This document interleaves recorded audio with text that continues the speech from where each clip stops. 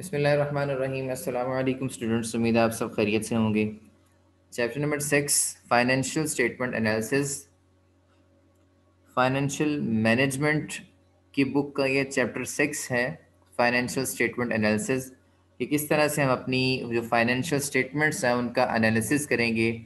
जो मेन आपकी स्टेटमेंट्स हैं वो आपकी इनकम स्टेटमेंट होती है, आपकी बैलेंस शीट होती है, ठीक है, आपकी कैश फ्लो स्टेटमेंट्स हैं और आपके जो statement of changes in equity, ये 4 किस्म की आपकी मेन स्टेटमेंट्स होती हैं। ठीक है, तो हम यहाँ पे अब एनालिसिस करेंगे इनका कि किस तरीके से हम इनसे इंफॉर्मेशन जो एक्सट्रैक्ट कर सकते हैं। ठीक है, क्वेश्चंस को भी स्टडी करेंगे, कौन कौन से क्वेश्चन हम डेवलप कर सकते हैं और उनका आंसर इन स्टेटमेंट्स के ज़रिए से किस तरह से हमने लेना है, वो भी हम इस चैप्टर में सीखेंगे। ठीक है, अब यहाँ पे आप देख सकते हैं कि फाइनेंशियल स्टेटमेंट एनालिसिस जो है वो उसमें क्या क्या चीज़ें हमने डिस्कस करनी है। एक तो फाइनेंशियल स्टेटमेंट्स के हवाले से डिस्कशन करनी है और दूसरा a possible framework for analysis. ठीक है, एनालिसिस के लिए जो पॉसिबल फ्रेमवर्क हो सकता है वो देखेंगे। रेशियो एनालिसिस होता है इसके अंदर और ट्रेंड एनालिसिस है, common size and index analysis है। ये एनालिसिस जो है हम इस चैप्टर में स्टडी करेंगे किस तरीके से हम इन एनालिसिस को कर सकते हैं। उसमें अब नेक्स्ट आप देख सकते हैं जी, कुछ टर्म्स हैं जो आपको पता होनी चाहिए। ठीक है, एनालिसिस करने से पहले, जैसे कि ट्रेड क्रेडिटर्स जो हैं, ये क्रेडिटर्स कौन से लोग होते हैं? ये बेसिकली वो लोग होते हैं जिनसे हमने उधार पे चीज़ें ख़रीदी होती हैं। ठीक है, जिनको हमने पेमेंट करनी होती है, जिनसे हमने उधार पे चीज़ें ख़रीदी होती हैं, वो आपके ट्रेड क्रेडिटर्स कहलाते हैं। ठीक है, अब क्रेडिटर्स जो है उनका फोकस किस चीज़ पे होता है?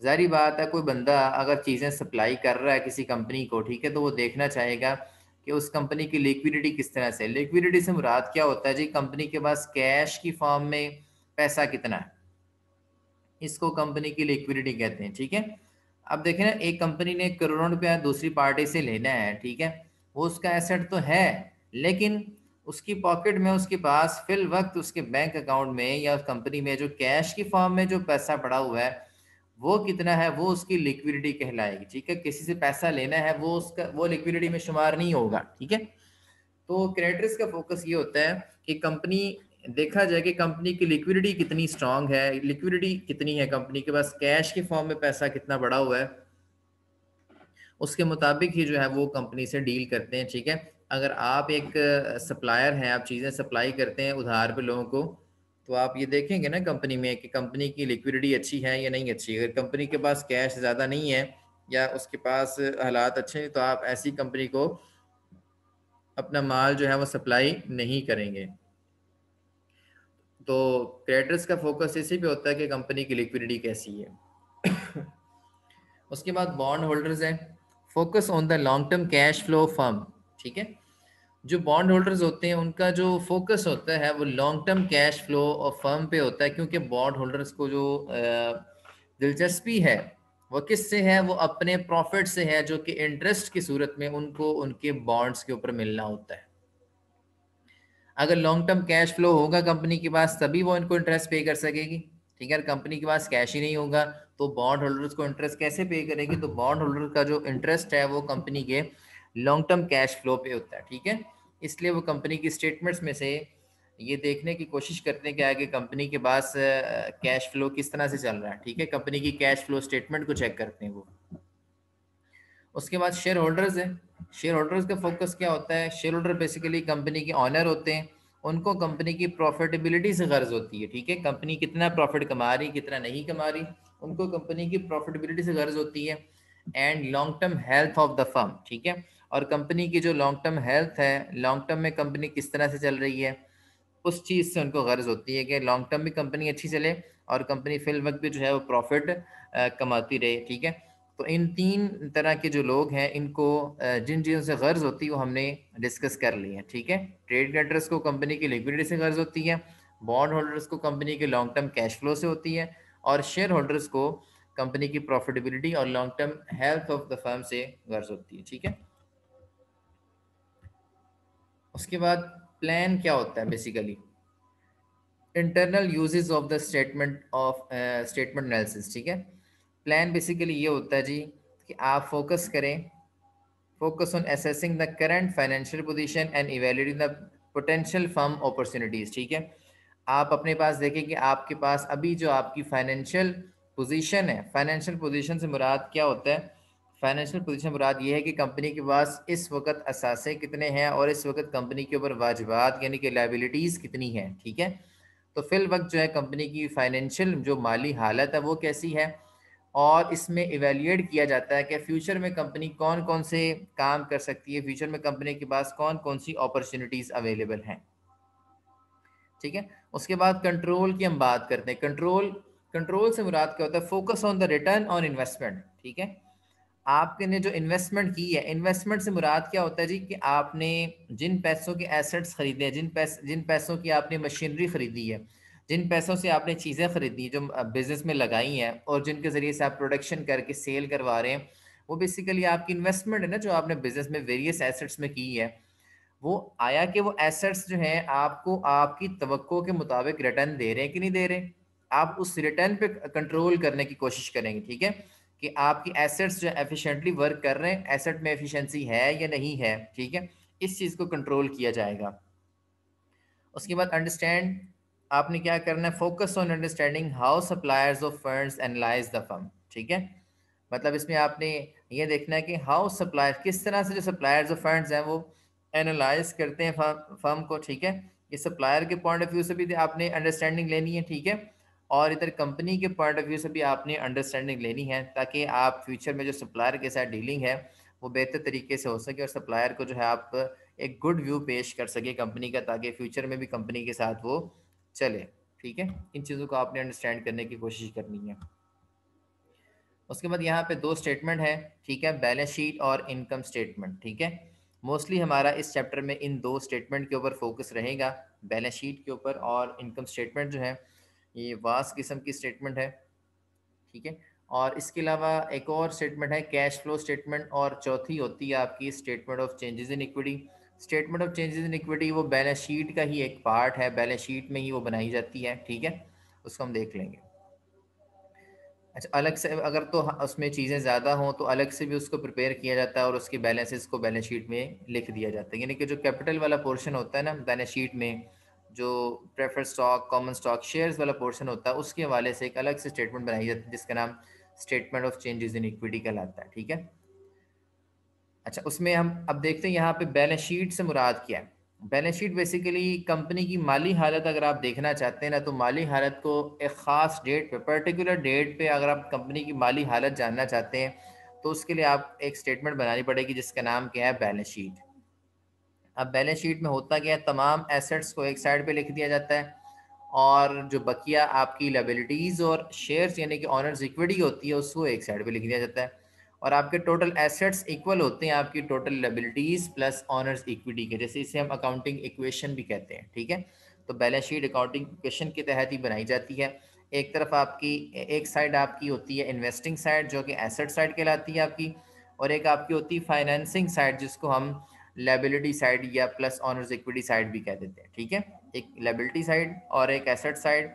एक एसेट को हम इन्वेस्टिंग साइड कह देंगे और लायबिलिटी वाली साइड को हम फाइनेंसिंग साइड कहते हैं, क्योंकि वहाँ पे हमने लोगों से लोन लेना, फाइनेंसिंग करनी है, और एसेट साइड पे हमने इन्वेस्टिंग करनी है, यानी कि इन्वेस्ट करना बिजनेस के अंदर, मशीनरी वगैरह या और वेरियस एसेट्स को आपने खरीदना है। ठीक है, उसके बाद इनकम स्टेटमेंट की बात कर लें आप। ठीक है, इनकम स्टेटमेंट बेसिकली क्यों बनाई जाती है? ये इसलिए बनाई जाती है कि आप यहाँ पे जो है जो लॉस है या जो प्रॉफिट है वो जो है मैयर कर लें इसके ज़रिए से। ठीक है,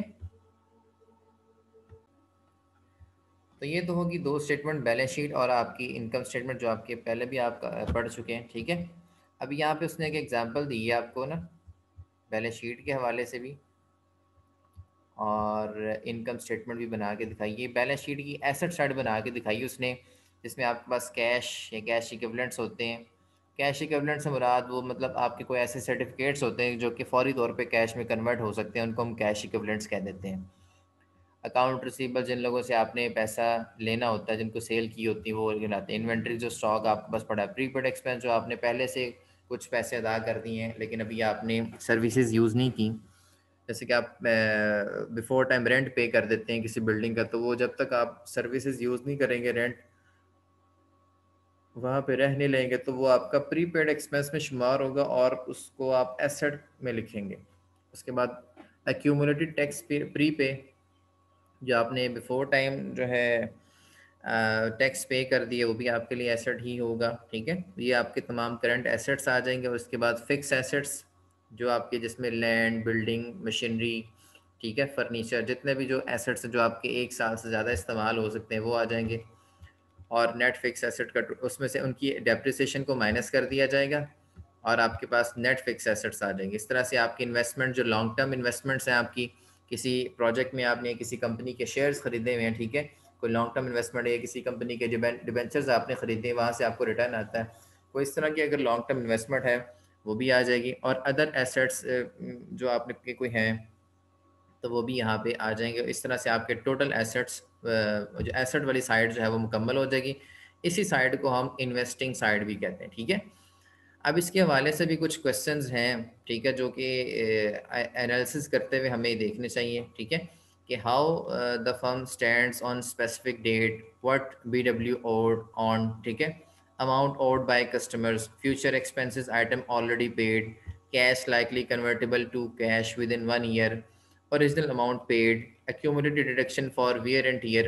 ये सारी की सारी एसेट्स से रिलेटेड हैं। ठीक है, ये डेप्रिसिएशन, एक्यूमुलेटेड डिडक्शन से मुराद ये आपकी डेप्रिसिएशन की बात हो रही है जो यहाँ पे की जा रही है। ठीक है, ओरिजिनल अमाउंट पेड मतलब कि अगर आपने एक्सपेंस अदा कर दिया है तो एसेट को डिक्रीज कर देगा वो।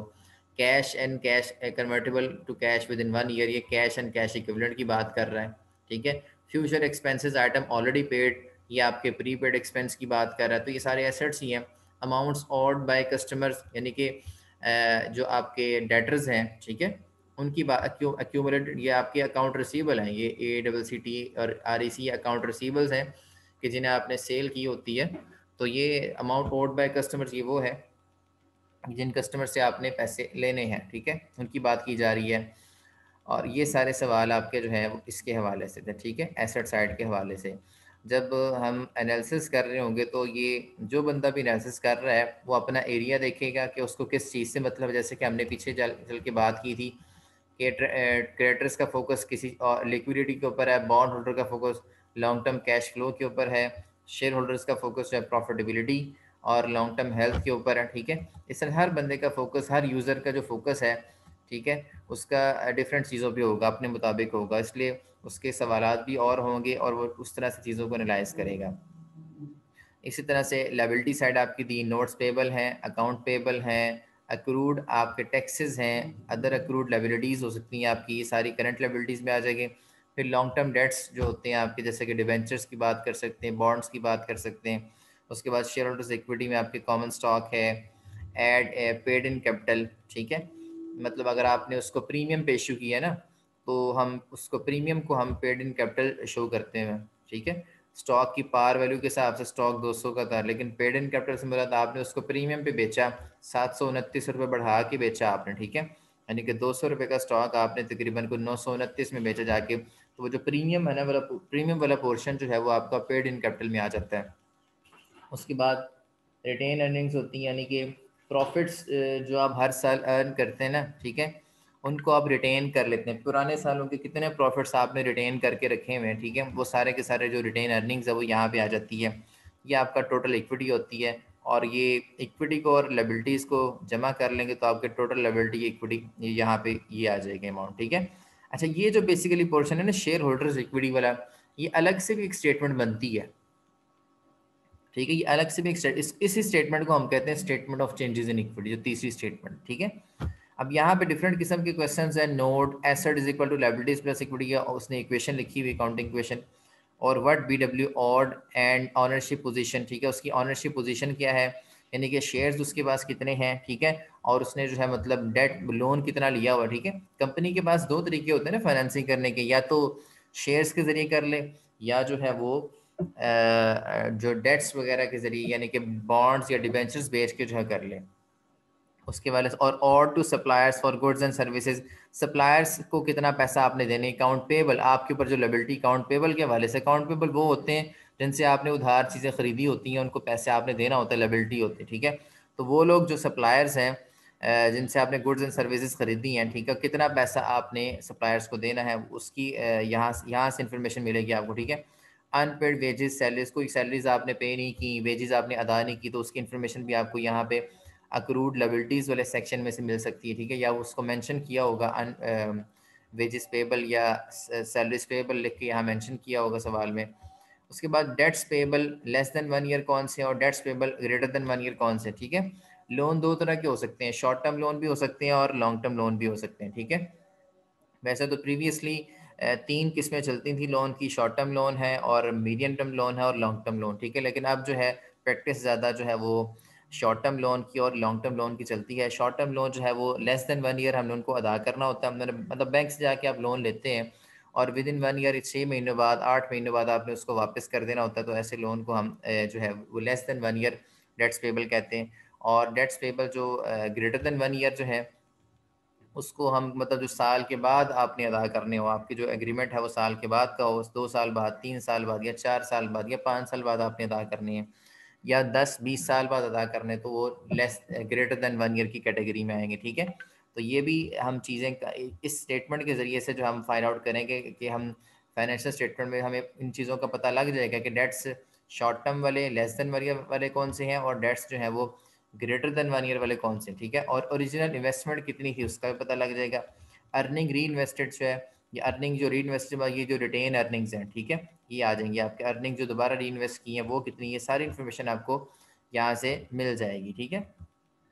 उसके बाद आपकी जो इनकम स्टेटमेंट है जिसके ज़रिए से हम अपना प्रॉफिट एंड लॉस कैलकुलेट करते हैं, ठीक है, उसमें क्या क्या होता है, नेट सेल्स होती है और कॉस्ट ऑफ गुड्स सोल्ड। जैसे कि आपने अगर भी कॉस्ट अकाउंटिंग पढ़ी है तो उसमें आपने CGS का कॉन्सेप्ट पढ़ा होगा कि चीज़ों को बनाने के हवाले से जो कॉस्ट उसके ऊपर आ रही है, ठीक है, जो चीज़ें आपने सेल की हैं उनको बनाने में जो कॉस्ट आ रही थी वो उसकी कॉस्ट ऑफ गुड्स सोल्ड कहलाती है।